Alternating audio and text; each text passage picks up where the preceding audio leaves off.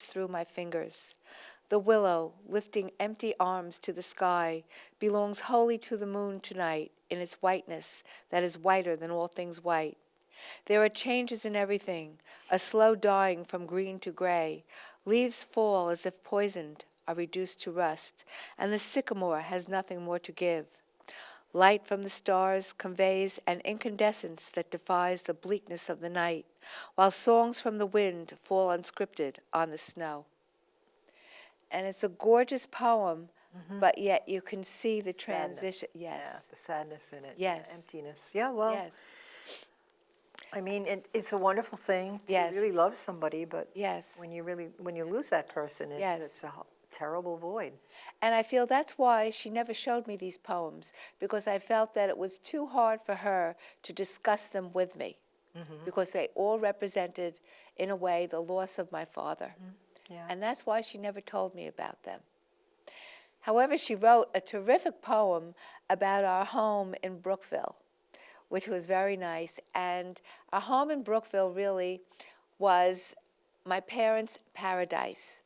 And they gave it a name. They named it the Weirs in honor of their honeymoon that they spent on Lake Winnipesaukee in New Hampshire. And they stayed at these cabins called the Weirs.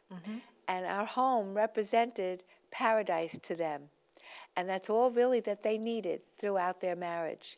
And she wrote a poem that I found about our home. And I thought it would be very nice to read that. Yes. Okay. It's called Come Visit My Beautiful Home.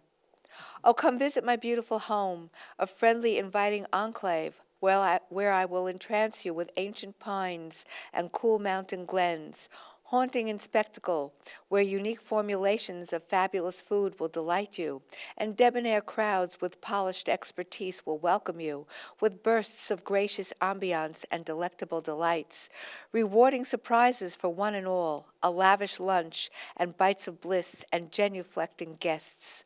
Oh, come visit my beautiful home and see the splendor of an almost gala unfold before your eyes. And I will serve you heaping dishes of dreams come true, imaginative, unique in their conception, delicious in execution, like an almost garden tea party, leaving you with smiles on your faces, sparkles in your eyes, giggles in your voices, and rousing screams of joy.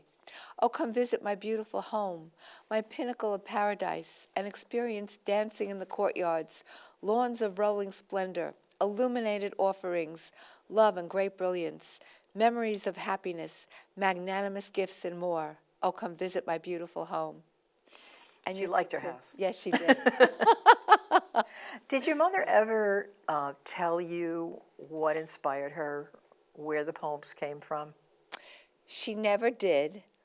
But after she passed away, I studied the manuscript that we had worked out for the book Immortal Kisses. And I realized that all those poems that she wrote were telling the story of her love of my father. It told about them. It told about their honeymoon. It told about their first meeting on the beach in Far Rockaway. It told really the story from the inception of when they met all the way to the end. And many of the nature poems were really poems about she and my father. The poems she wrote about the trees, poems about my father. She really discussed my father in terms of the trees. It was amazing.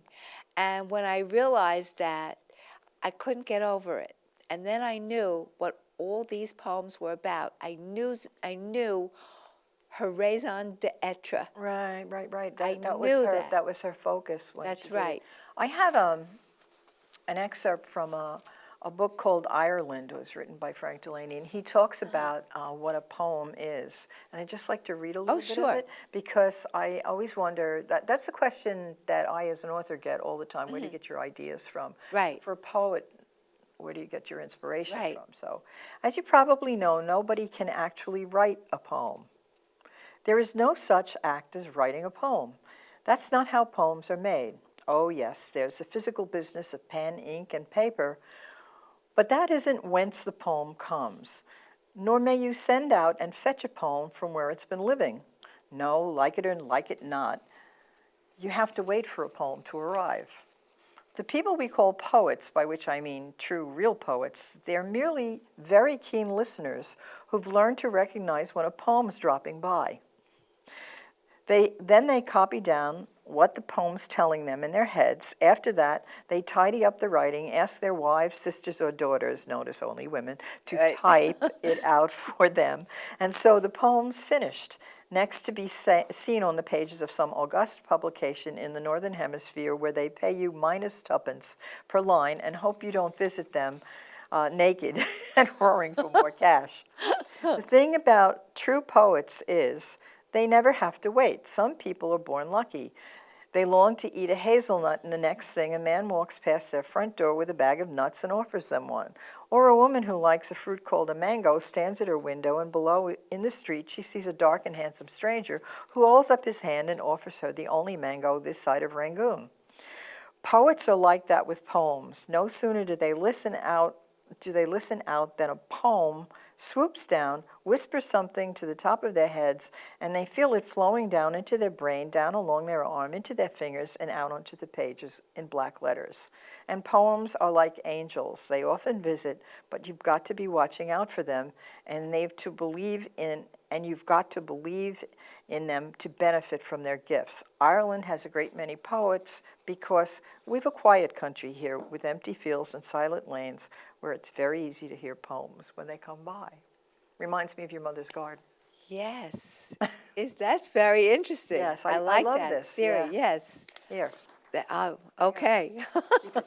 Okay, so what's next? What's next? I have another book of my mother's coming out. Okay, we have 13 seconds. Oh, Say it quick. Silhouettes, Literary Passageways. Silhouettes. Yes. Right. And it's coming out in 2 weeks. So Very excited. when the one with the lessons, the poems about literary pieces comes out, we'll have Yes. you back. Oh, absolutely. So thank I'll you. be here. Oh, you're welcome. Oh, this went fast. Oh, yeah. It always does. It did go very fast. I know.